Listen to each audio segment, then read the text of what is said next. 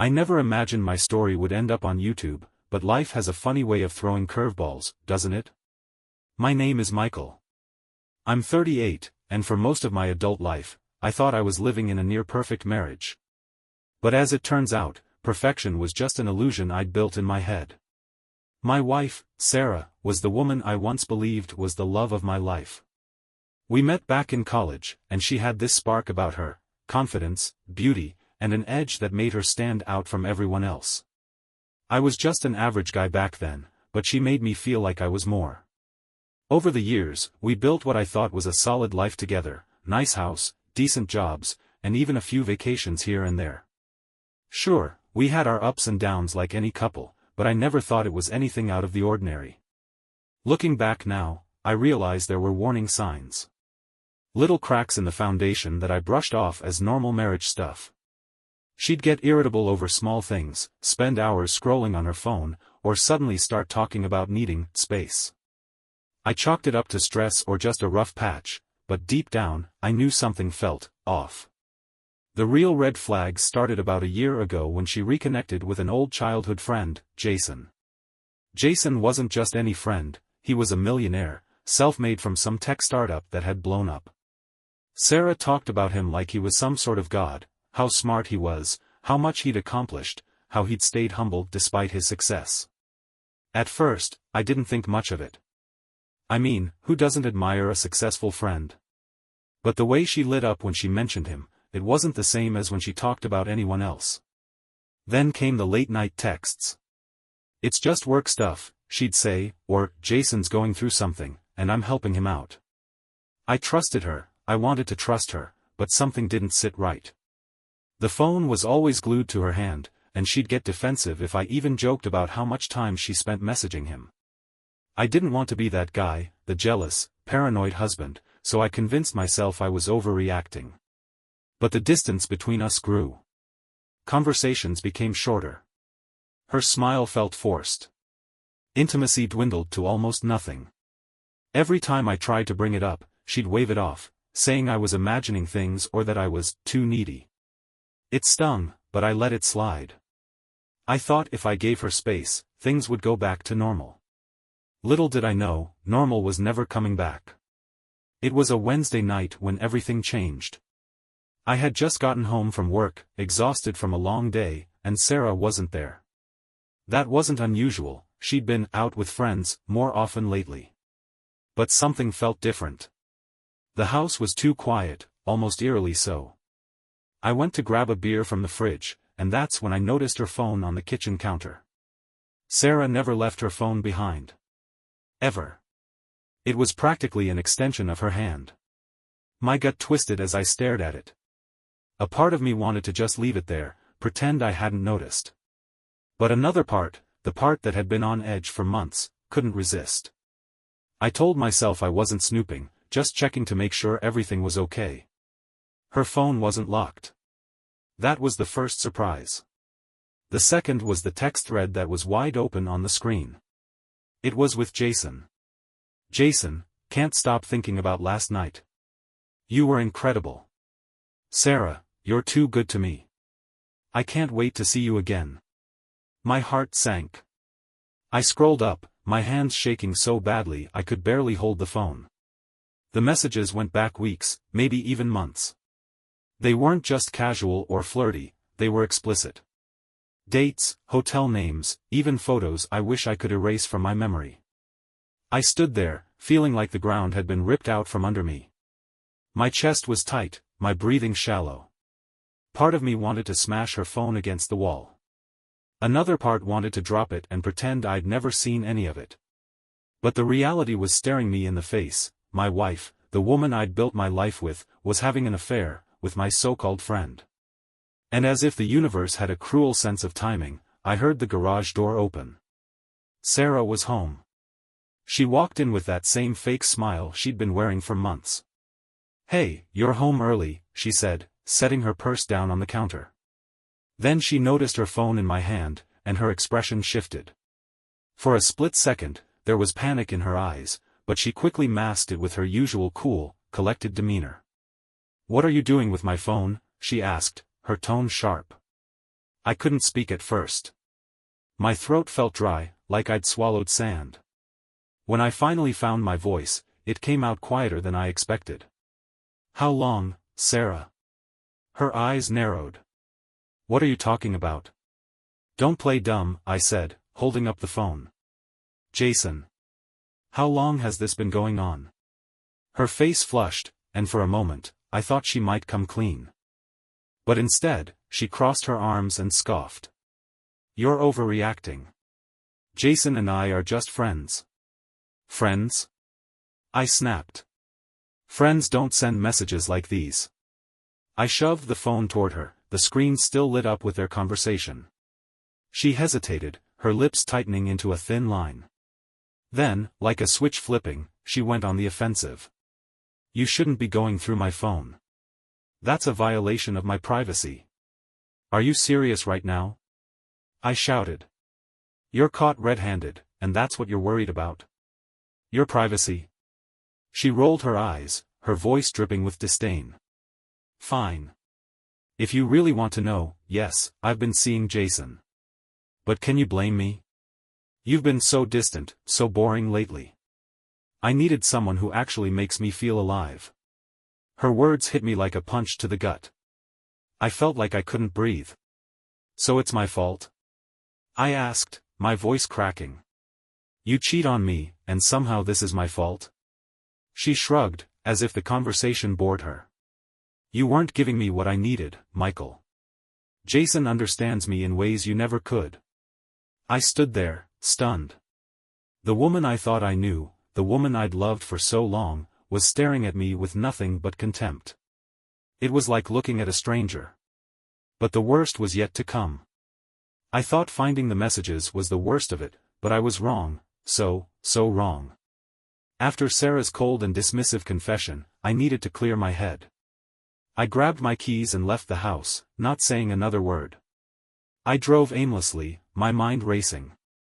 Anger, betrayal, sadness, it all swirled together like a storm I couldn't escape. I wanted answers, but at the same time, I didn't want to hear any more lies. I couldn't believe the woman I'd spent years building a life with could look me in the eyes and blame me for her affair. After driving around for an hour, I decided to go back home. I wasn't ready to talk, but I needed to be in my own space. As I pulled into the driveway, I noticed something strange. Jason's car was parked outside my house. My stomach dropped. For a moment, I sat there, frozen. My mind tried to rationalize it. Maybe he's just here to talk to her. Maybe they're ending things. But deep down, I knew better. My heart pounded as I got out of the car and walked toward the front door. The house was eerily quiet when I stepped inside. I could hear faint murmurs coming from upstairs, but I couldn't make out the words. My chest tightened as I climbed the stairs, each step feeling heavier than the last. When I reached the bedroom door, it was slightly ajar. I pushed it open, and that's when I saw them. Sarah and Jason were in our bed. My bed. Laughing, tangled up in the sheets, like they didn't have a care in the world. For a moment, it felt like time stopped. The air was sucked out of the room, and all I could hear was the sound of my own heartbeat thundering in my ears. What the hell is this? I roared. They both froze, their laughter dying instantly. Sarah scrambled to pull the sheet around herself, her face a mix of shock and annoyance, while Jason sat there like a deer caught in headlights. Michael, Sarah started, her voice calm, like she was trying to soothe a wild animal. It's not what it looks like. Not what it looks like. I shouted, gesturing at them. You're in my bed with my so-called friend, and you're telling me it's not what it looks like? Jason finally found his voice. Look, man, I'm sorry. I didn't mean for this to happen. Didn't mean for this to happen? I repeated, my voice dripping with sarcasm. What, did you just trip and fall into bed with my wife? Jason stammered, clearly at a loss for words. Sarah, on the other hand, seemed to switch gears entirely. Her expression hardened, and she glared at me with a mix of frustration and defiance. Well, maybe if you hadn't been so emotionally unavailable, I wouldn't have had to look elsewhere, she snapped. I couldn't believe what I was hearing. You're really going to sit there and blame me? After everything I've done for you? For us? Oh, spare me the martyr act, she shot back. You're not perfect, Michael. You're boring. Predictable. Jason gives me excitement, passion. Things you haven't given me in years. Jason sat there, looking like he wanted to melt into the mattress. I turned to him, my anger boiling over. Get out of my house, I said through gritted teeth. Michael, let's just talk, Jason started, but I cut him off. Out. Now. He didn't argue. He grabbed his clothes and bolted, not even looking back. Once he was gone, I turned to Sarah. The woman I'd loved, trusted, and built my life with now seemed like a stranger. How long has this been going on?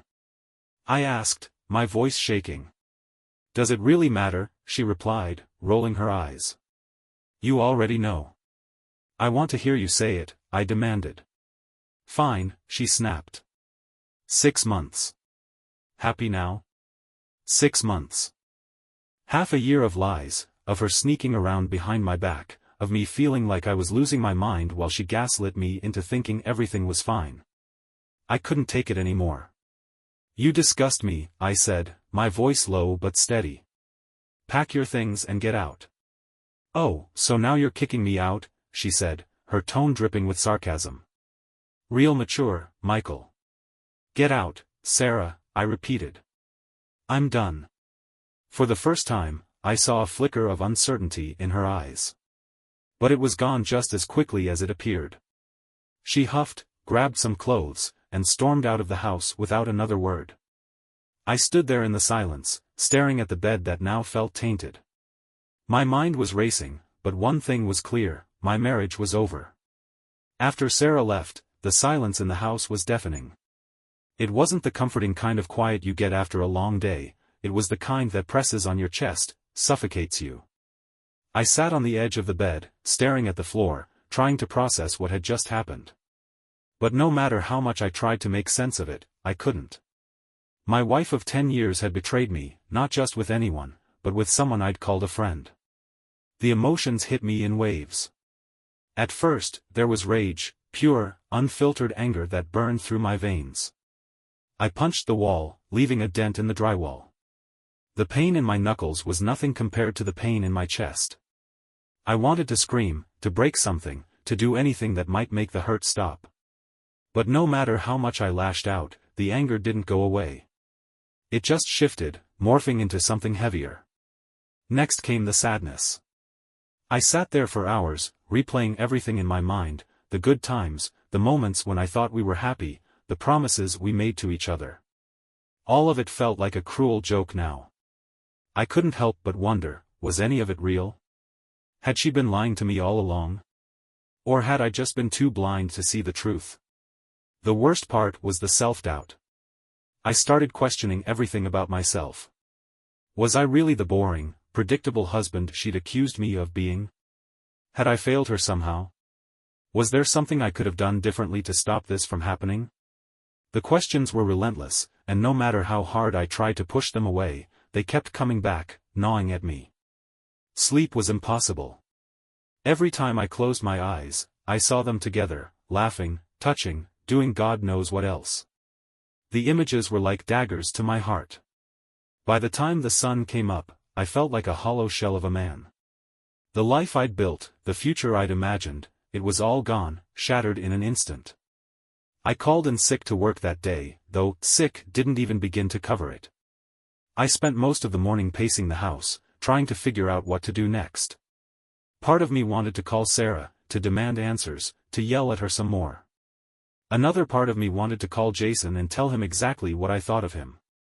But what would that accomplish? They'd already made their choices, and no amount of yelling was going to change that. By the afternoon, I decided to call my brother, Tom. He'd always been the practical one in the family, the guy who could keep his cool no matter what. When I told him what had happened, there was a long pause on the other end of the line. Jesus, Mike, he finally said. I don't even know what to say. That's brutal. Yeah, I said, my voice hoarse from lack of sleep. I don't know what to do, Tom. I feel like my whole life just blew up in my face. Well, first off, you need to take care of yourself, he said. This isn't something you can fix overnight. You need time to process it, to figure out what you want to do moving forward.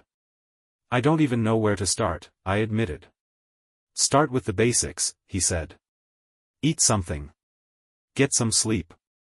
Talk to someone if you need to, hell, come stay with me for a few days if you want. But don't try to deal with this alone. His words were exactly what I needed to hear. For the first time in what felt like forever, I felt a tiny glimmer of hope, like maybe, just maybe, I could get through this. That evening, I packed a bag and drove to Tom's house. It felt strange leaving my own home behind, but I couldn't bear to stay there. Every corner of that house was filled with memories of Sarah, reminders of what I'd lost. Being at Tom's place gave me a much-needed sense of distance, a chance to start piecing myself back together. But even with his support, the nights were still the hardest. Lying in bed, staring at the ceiling, I couldn't stop my mind from wandering. The betrayal wasn't just a betrayal of our marriage, it was a betrayal of who I thought I was.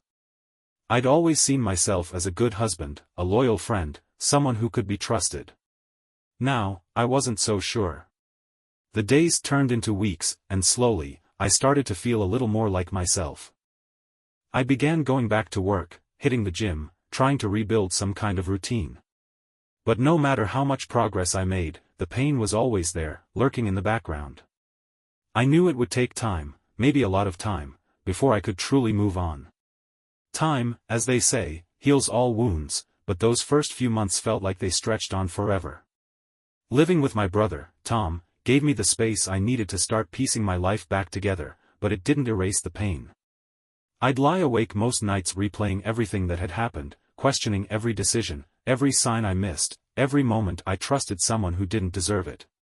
But as the weeks turned into months, I realized I had two choices: let this betrayal define me, or find a way to rebuild. I chose the latter, not because it was easy, but because the alternative would have consumed me. The first major decision I had to make was about the house. Our house. The place where we'd built a life, where I'd discovered Sarah's betrayal. Staying there felt impossible, but selling it felt like admitting defeat. After a lot of back and forth, I finally decided to put it on the market. I didn't need the constant reminder of her laughter in the kitchen or the photos we'd taken on the porch. I needed a fresh start, even if it meant letting go of a place that had once been my sanctuary. Sarah wasn't thrilled about the decision. She called me a few weeks after I'd moved out, her tone surprisingly cheerful, like nothing had happened. "So, are we going to talk about the house?" she asked. "What about it?" I said, keeping my tone flat. "Well, I think we should keep it," she said, like it was the most obvious thing in the world. "It's a great investment, and I don't think you should make any rash decisions." I almost laughed. Rash decisions? Sarah, you had an affair in that house. Forgive me if I don't feel like holding on to it. Her tone shifted, the cheerfulness replaced by irritation. "Oh, come on, Michael. Don't be so dramatic. It's just a house." "No, Sarah," I said, my voice firm. "It's not just a house. It's a reminder of everything you destroyed. I'm selling it, and that's final." She didn't argue after that. Maybe she knew I was done listening to her excuses, or maybe she just didn't care enough to fight me on it. Either way, it was a small victory in a sea of losses. Next came the divorce. I won't lie, it was brutal. Even though Sarah had been the one to break our vows, she wasn't about to let me walk away without a fight. She demanded a share of the house sale, despite barely contributing to it over the years. She tried to guilt me into giving her more than her fair share, using the same manipulative tactics that had worked on me in the past. But this time, I stood my ground. I hired a good lawyer, and we hashed out the terms. In the end, she got what she deserved, nothing more, nothing less. As for Jason, he faded into the background as quickly as he'd entered the picture. From what I heard through mutual acquaintances, their fling fizzled out not long after our marriage ended. I wish I could say that gave me some satisfaction, but the truth is, it didn't. By then, I'd realized that Jason wasn't the real issue. He was just a symptom of a deeper problem, one that had been festering in our marriage for years. With the divorce finalized and the house sold, I finally felt like I could breathe again. I used my share of the money to rent a small apartment across town, nothing fancy, but it was mine. A blank slate. I started focusing on myself for the first time in years. I hit the gym regularly, picked up old hobbies I'd abandoned, and even started therapy. Talking to someone about everything I'd been through was like unburdening myself from a weight I didn't even realize I was carrying. Therapy taught me a lot, about myself, about relationships, and about the kind of person I wanted to be moving forward. I learned that I wasn't to blame for Sarah's choices. Sure, I wasn't perfect, but no one is. Her betrayal wasn't about me, it was about her own insecurities and selfishness. Realizing that was like breaking free from a prison I didn't even know I was in. Over time, I started to feel like myself again. The scars were still there, but they didn't define me. I started dating cautiously, taking things slow and making sure I was truly ready before opening myself up to someone new. And while trust didn't come easily, I knew it was something I could rebuild, one step at a time. The final part of this story is about reflection, what I learned from this experience and the advice I'd give to anyone going through something similar. Let me know if you're ready to hear it. Looking back now, it's strange to think about how much my life has changed in such a short time. If you'd told me a year ago that I'd be sitting here, single, living in a small apartment, with no connection to Sarah or Jason, I wouldn't have believed you. But life has a way of breaking you down to rebuild you into something stronger. I won't lie, it wasn't easy. There were moments when I felt like giving up, when the weight of everything threatened to crush me. But those moments taught me some of the most valuable lessons I've ever learned, lessons I hope can help someone else who might be going through something similar. Lesson 1: Trust your instincts. The signs were there all along, but I ignored them because I didn't want to face the truth. I told myself I was being paranoid, that I was imagining things. But deep down, I knew something wasn't right. If something feels off in your relationship, don't dismiss it. Trust your gut, and don't let anyone make you feel crazy for asking questions. Lesson 2: Boundaries are essential. One of my biggest mistakes was letting Sarah dictate the terms of our marriage. I avoided conflict, gave her the benefit of the doubt, and ignored red flags because I didn't want to upset her. In hindsight, I realize how important it is to set boundaries and stand up for yourself. Love shouldn't mean sacrificing your self-respect. Lesson 3: Healing takes time. After the betrayal, I wanted to feel better immediately. I wanted the pain to stop, the anger to go away, and my life to go back to normal. But healing doesn't work like that. It's a process, one that's messy, uncomfortable, and sometimes downright painful. The best thing you can do is be patient with yourself and allow the time you need to heal. Lesson 4: Don't let their actions define you. For a long time, I blamed myself for Sarah's affair. I thought if I'd been a better husband, she wouldn't have strayed. But the truth is, her choices were hers alone. No matter what she said to justify her actions, I wasn't responsible for her betrayal. Learning to separate my self-worth from her actions was one of the hardest but most liberating things I've ever done. Lesson 5: It's okay to let go. Selling the house, ending the marriage, and cutting ties with people I once cared about felt like failures at first. But sometimes, letting go is the only way to move forward. Holding on to something toxic, whether it's a relationship, a place, or even a memory, only keeps you stuck in the past. These lessons didn't come easily, but they've made me a better, stronger person. I've learned to value myself in a way I never did before, to prioritize my own happiness instead of constantly trying to please others. And while the pain of what happened will always be a part of my story, it no longer defines me. To anyone out there who might be going through something similar, here's my advice: you're stronger than you think. It might not feel like it right now, but you have the strength to get through this. Lean on the people who care about you, take it one day at a time, and remember that it's okay to prioritize yourself. Healing isn't a straight line, but every step forward, no matter how small, is progress. Now, I'm finally in a place where I can look toward the future with hope. I'm taking my time, focusing on myself, and being open to the idea that maybe, just maybe, there's still love out there for me. And if not, That's okay too, because I've learned that being whole on your own is just as valuable as being part of a couple. If my story resonates with you, I hope it reminds you that you're not alone.